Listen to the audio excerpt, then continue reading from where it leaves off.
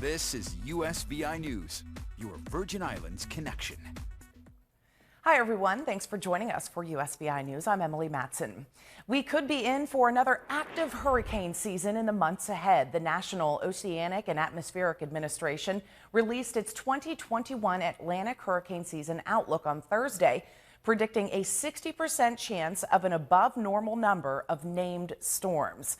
So let's head right to USVI Weather's John Stalen for all the details. So John, what does this mean for us? It means the potential for some more storms. And over the last several years, Emily, we have seen storms become more intense, larger, and slower. And no doubt the USVIs and, of course, places in the Bahamas and the Turks and Caicos have seen the slowness of some of these storms. And this is what came out for today. So forecasted between 13 and 20 named storms. That includes tropical storms as well, of course, 14 on average normally, so this will exceed the average. But on hurricanes there, you can see average 7, we might get up to 10 this year. Last year, we had a record-breaking year, so this could be a little bit less than last year. And then we had major hurricanes. That starts at a 3, a 4, and a 5.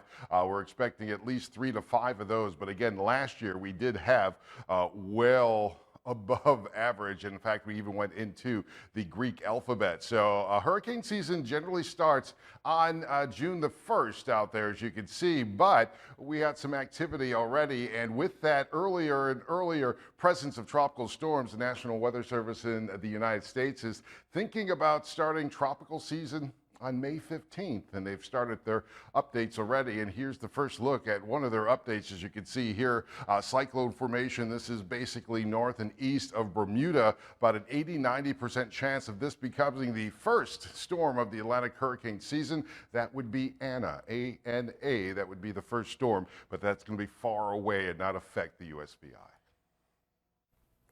Thanks so much, John, and make sure to tune in to our hurricane special, Hurricane Ready 2021.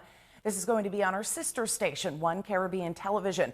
You'll learn everything you need to know about this year's hurricane season predictions and ways to keep you, your family, and your properties safe. It premieres this Sunday, May 23rd at 9 p.m., again on One Caribbean Television. Members of the VI legislature meet with leaders at Lyme Refinery this week to talk about the recent issues at the oil refinery and what's being done moving forward. The plant has suspended operations after a noxious odor believed to be sulfur dioxide permeated the western part of St. Croix, as well as a flare incident recently that caused oil to splash over nearby homes. The 34th legislature met with the company's executive team recently to learn more about the incidents in the course of action Lime Tree's taking to correct and mitigate against future incidents. Lime Tree told legislatures this week their surveyors are out in the community assessing the impact on homes, and a protocol has been established to have damaged roofs, cisterns, and cars cleaned. The legislature says the company needs to do more to get out accurate information quicker to the public, and they need to appoint someone in the VI government to be a point of contact for notifications if there ever is another incident. The legislature also urged Lime Tree to be more transparent with the news media. As we've been reporting, the EPA also has workers on site investigating the recent incidents at the refinery.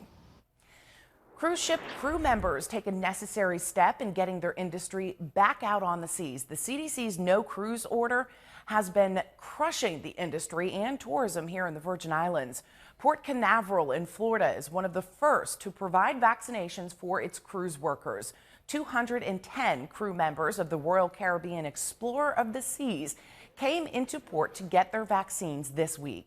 Several are eager for the opportunity to get back to work since many of them have not been eligible for unemployment pay. The cruise line will continue to bring ships in to get more employees vaccinated over the next month. Hundreds of cruise ship crew members are expected to get their COVID-19 shot in California as well. The CDC said last month cruises can resume trial voyages.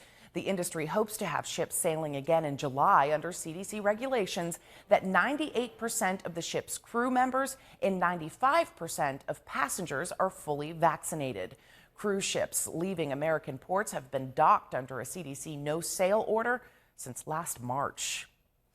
Police in St. Croix are investigating the discovery of a body in Bugbee Hole, and they're asking for the public's help in identifying the woman. Around 8:30 Wednesday morning, 911 got a call for a dead body near the roadway in Estate Bugbee Hole. Officers arrived to find a deceased female in advanced stages of decomposition. Detectives on the scene could not determine the woman's race or age based on the condition of her body. So they're asking for help from the public. If you have a female family member who has recently gone missing, you are asked to call the Criminal Investigation Bureau immediately at 340-227-5291. Meantime, in St. Thomas, a body discovered in Crown Bay months ago has been identified as a man who had been reported missing. VIPD says the body, discovered near a business in Crown Bay back in mid-December, is that of 57-year-old Dexter Tronchen. He had been reported missing in late December by family members. Investigators say he was last seen November 23rd before his decomposed body was discovered near a business. It took some time to positively identify him. VIPD investigators say back on March 1st, they got DNA from Tronchen's family members and sent that, along with DNA from the body, to the FBI lab for comparison. Just this week, the findings confirmed the body was in fact Mr. Tronchen. Police say there appears to be no signs of foul play. Great news now on the coronavirus front. COVID-19 cases are the lowest they've been in nearly a year, down in all 50 states and here in the territory. Hospitalizations and deaths are down as well. Health experts say it's proof vaccines are working, and now Pfizer's vaccine just became easier to distribute. That's after the FDA announced the thawed, undiluted vaccine can be stored for an entire month at normal refrigeration temperatures instead of just 5 days. And there's new data showing both Pfizer and Moderna's vaccines have significantly cut down on infections in nursing homes throughout the nation. There are also lab experiments suggesting both vaccines appear to protect against the variants, which were first seen in India. High-quality reading materials and books will be made available, and all free, thanks to a drive-through book giveaway this weekend. Here are the details. This book giveaway will be distributed by the USVI Little Free Library Initiative and is being made possible by the USVI Tourism and the Community Foundation of the Virgin Islands. It's all happening territory-wide as well. Here are the details. This Friday on St. John, the drive-through book giveaway will take place in Cruz Bay at 10 a.m. at the Department of Tourism Courtyard. Saturday in St. Croix, books will be distributed at Agricultural Fairgrounds, which is a farmer's market, starting at 9 a.m. And also on Saturday, books will be given out in St. Thomas at noon at the Department of Tourism parking lot, which is next to the Department of Finance. Books will be shared at each location until supplies run out. The Little Free Libraries program, which is a territory-wide program, has donated some books for the pediatric unit. These bags will be given to some of the patients in the hospital, and they're filled with about 2 to 3 books per child. And we also broke them up by age group and included activity books and things for the kids to do. So we're happy to donate this and give this to the kids to encourage reading and literacy, and just to give them something to look forward to. Due to COVID and the pandemic, we actually had to kind of change our Little Free Libraries model, and part of our previous model was that you could donate books to the freestanding structures that are located throughout the territory. But of course, to curb the spread, we kind of stopped that, and we encouraged people to not visit the units. And we'll have all those details on our website, usvicbs.com.